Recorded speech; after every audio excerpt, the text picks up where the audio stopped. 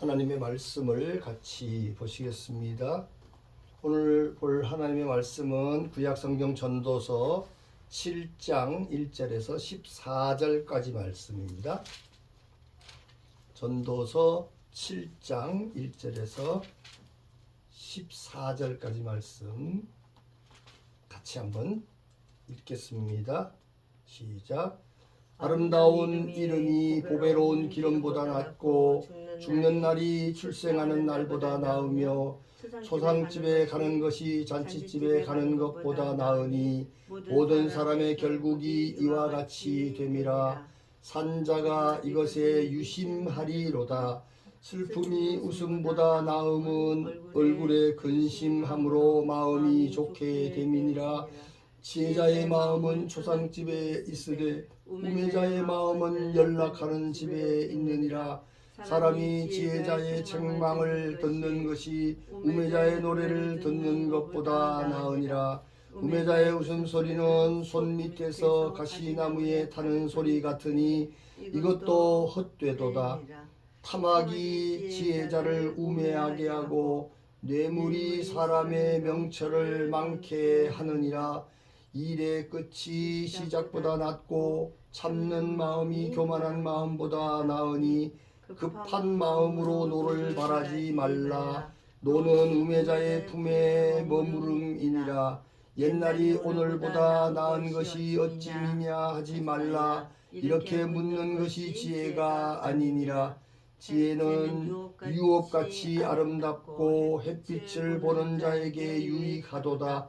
지혜도 보호하는 것이 되고 돈도 보호하는 것이 되나 지식이 더욱 아름다움은 지혜는 지혜 얻은 자의 생명을 보존함이니라. 하나님의 행하시는 일을 보라.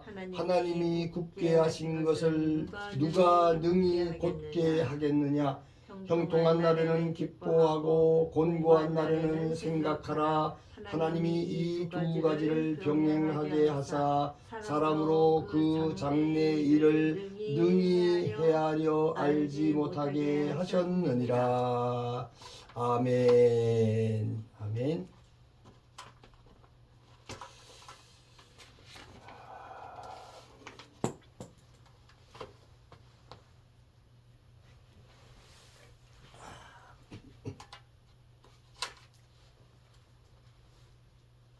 오늘 말씀은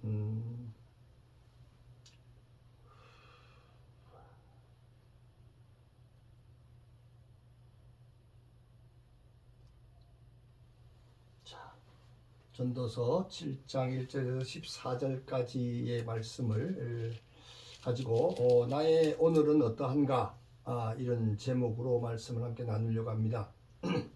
전도서는 영원한 찬양으로서 주시는 하나님의 계시, 언약이죠.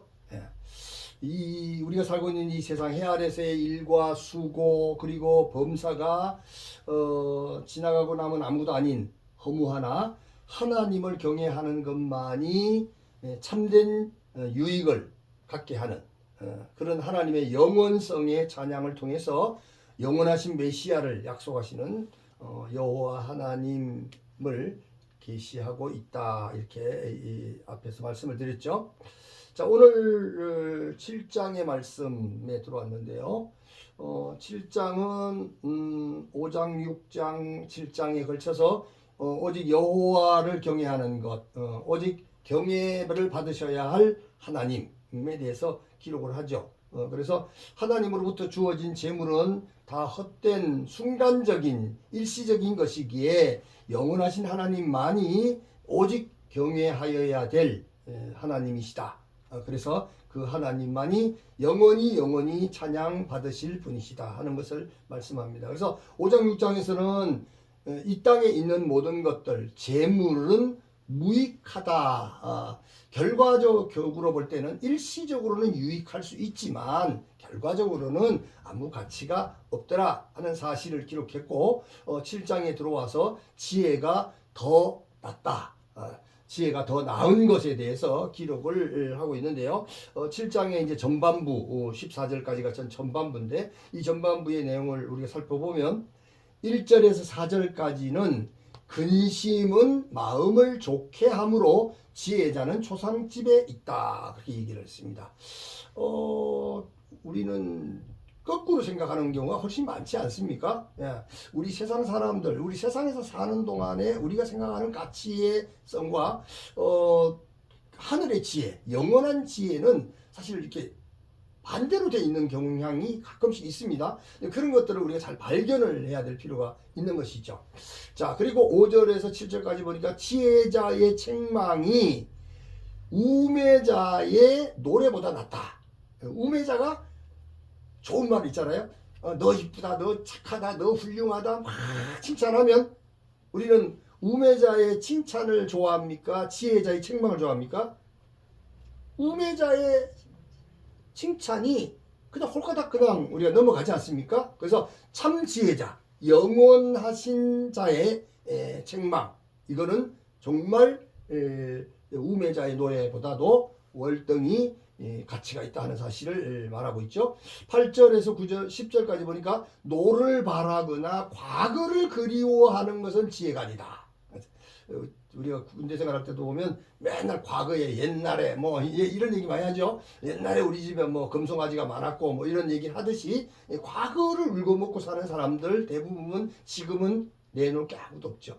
옛날에 내가 기도원에 가서 뭐 40일 철야 금식하고 뭐 했는데 지금은 뭐 없습니다.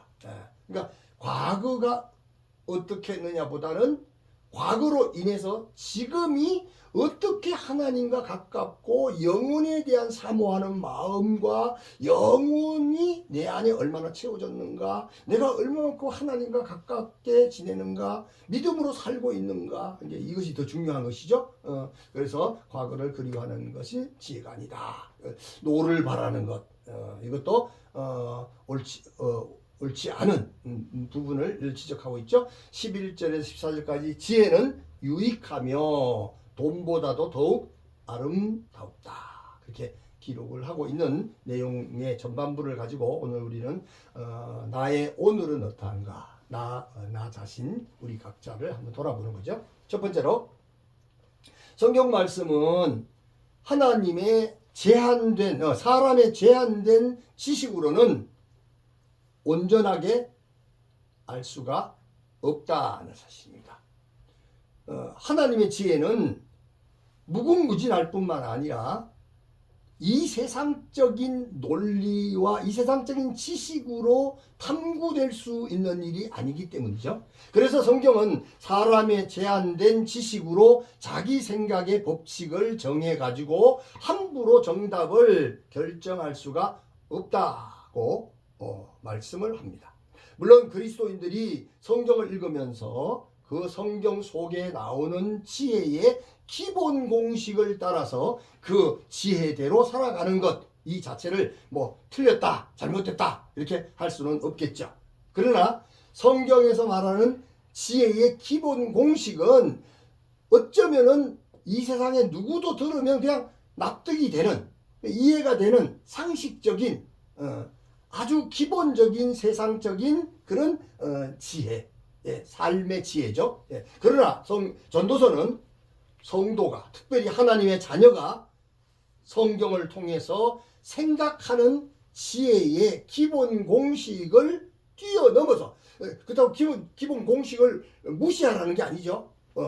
그 기본 공식을 가지고 있지만 그걸 뛰어넘어서 영혼의 세계, 올람의 세계로 초청하고 있는 줄 믿으시기를 바랍니다. 자, 우리가 이 한국 땅에 사니까 우린 다 무슨 법칙을 지킵니까? 한국의 법칙을 지킵니다. 법이 틀려져도 할 수 없이 따라가야 되는 상황이죠. 자, 그런데 한국에 살고 있지만 미국의 시민권을 갖고 있는 사람이라면 한국의 법도 따라가야 되는 부분들이 있지만 결정적인 순간이 오면 우리는 미국의 시민권을 가진 사람은 어디 법을 따릅니까? 미국 법을 따르는 거죠. 그래서 한국 법으로 어떤 사형이다, 이런 일을 당할 일이 생겼다 하더라도 미국 법에서 그건 사형되지 않는다라고 얘기하면 한국에서 함부로 못하죠. 미국 법을 따라가야 되는 거죠. 이런 법들이 그 사람의 그 신분에 따라 달라지는 것처럼 우리는 하나님의 백성, 하나님의 나라의 백성이기 때문에, 자녀이기 때문에 우리는 영혼의 세계, 천국의 세계에 초청을 받았다는 사실을 믿어야 한다는 것이죠. 이 믿음이 중요합니다. 두 번째, 전도서는 보통의 사람들이 경험할 수 없는 긴 시간의 이야기를 하고 있습니다. 인간의 지식은 자신이 경험할 수 있는 범위 안에서 하나님의 지혜를 찾게 됩니다. 항상 자기 경험주의죠. 자기가 들은 거, 자기가 본 거, 그 이상도 이하도 잘 모릅니다. 그죠? 사실 우리가 본 거, 들은 것이 이 세상의 지식으로 말하면, 이 세상을 창조된 이후에 지금까지 역사의 지식으로 말하면 우리가 알고 있는 지식이 얼마만큼 됩니까? 손톱 밑에 진짜 때만도 못하게 별거 아닙니다. 예. 우리가 한 세대 살아봐야 100년 살아서 듣고 보고 뭐 아무리 책을 많이 읽었다 하더라도 그 한계는 사실은 미미한 거죠. 예. 그래서 이 범위가 굉장히 작은 것이다. 그래서 우리가 하나님의 지혜를 찾아야 하는 것입니다. 때문에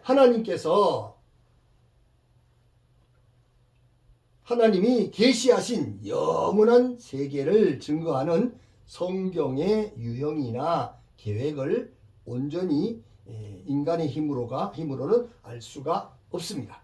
즉 다시 말해서 사람이 생각하는 유형, 틀 안에 하나님의 지혜를 다 풀어놓을 수도 설명할 수도 없다는 것입니다. 설명해도 못 알아듣는 거죠. 예, 그 범위가 너무 넓기 때문에, 너무 풍성하기 때문에 6장까지 하나님의 지혜에 대해서 잠깐이라고 하는 헤벨과 올람이라고 하는 영원 두 세계의 기본 관점을 이야기했다면, 이제 7장으로 넘어가면 두 세계 헤벨과 올람, 잠깐과 영혼의 유형적인 관점으로 심화하고 있습니다. 세상을 살아갈 때 성도이든지 불신자이든지 거의 동일한 문제를 가지고 살아가고 있는 현실입니다. 세상 속에서 느끼는 희노애락도 사실 마찬가지라는 것을 우리가 느끼게 되죠. 그러나 성경은 언약 백성들에게 선포하신 계시이기 때문에 하나님이 특별히 자기 백성, 자기 자녀들에게 주시는 편지, 생명의 말씀이기 때문에 성경 말씀은 언약 백성들만이 들을 수가 있다는 사실입니다. 이 얼마나 놀라운 일인지 알 수가 없습니다. 전도서 역시 언약 백성들에게 주어진 지혜의 계시인 줄 믿으시길 바랍니다. 지금 전도서는 언약 백성들에게 지혜의 문을 넓게 열고 계신 것입니다.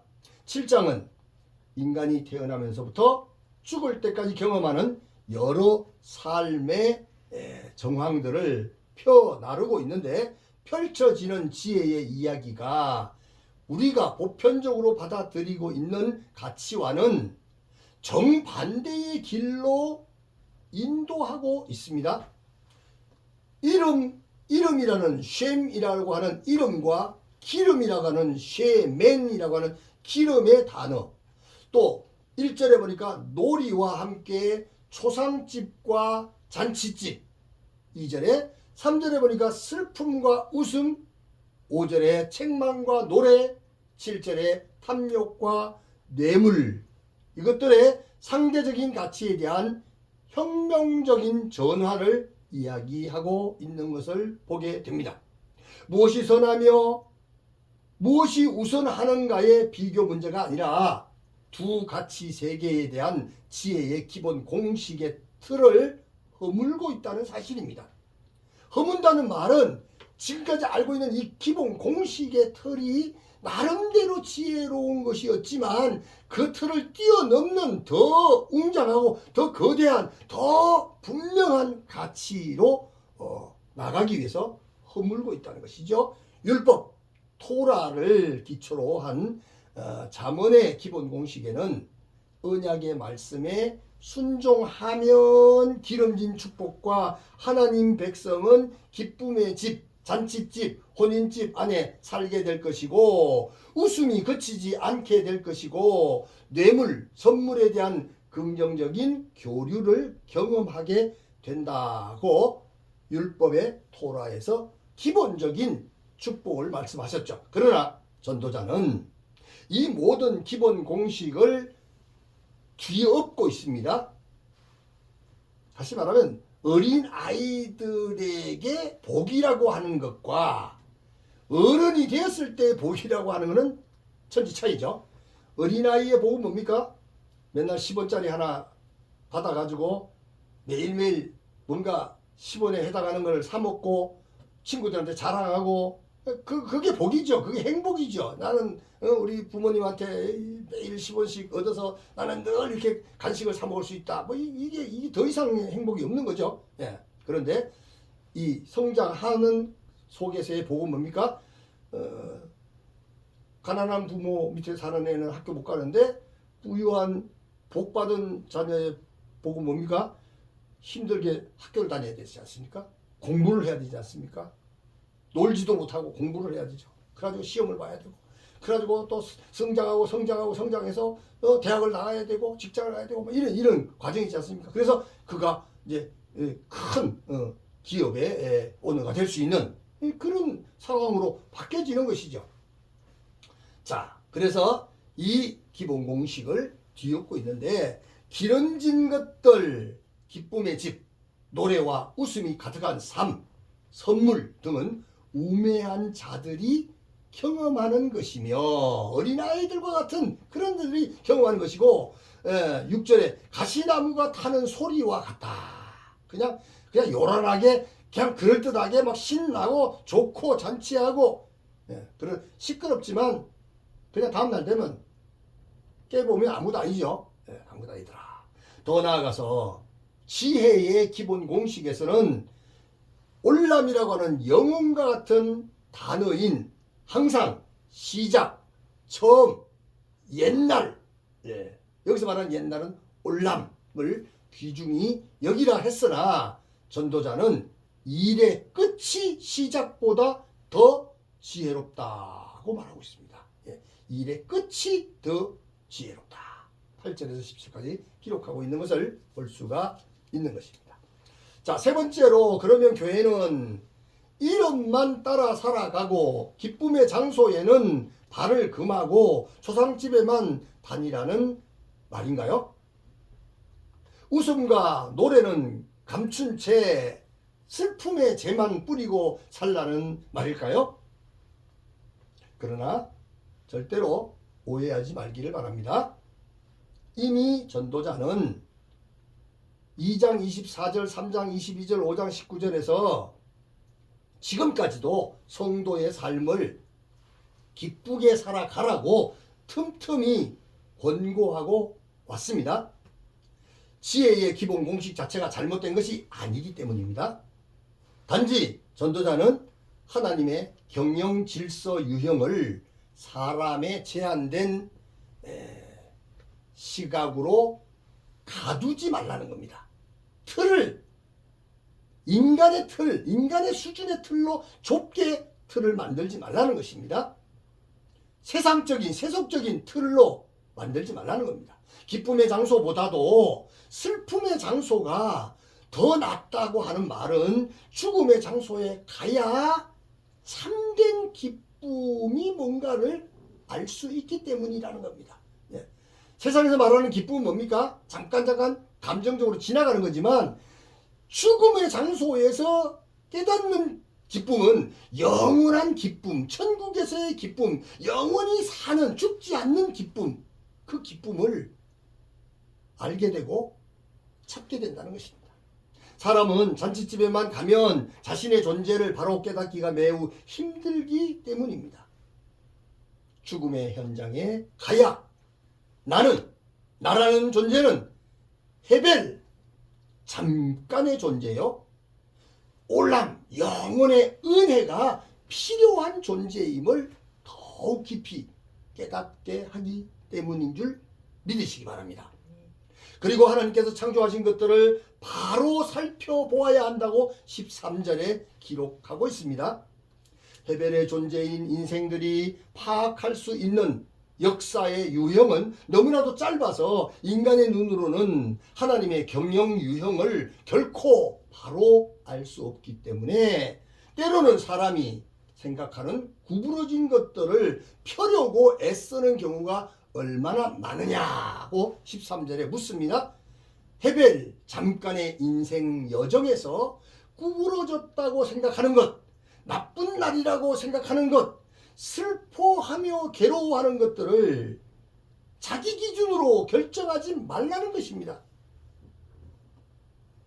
우리의 모든 날, 모든 경험이 하나님의 주권, 하나님의 사랑, 하나님의 권능의 역사 속에 그분의 경영 유형 속에 다 들어있음을 알고 인정하며 살아야 할 줄 믿으시기를 바랍니다.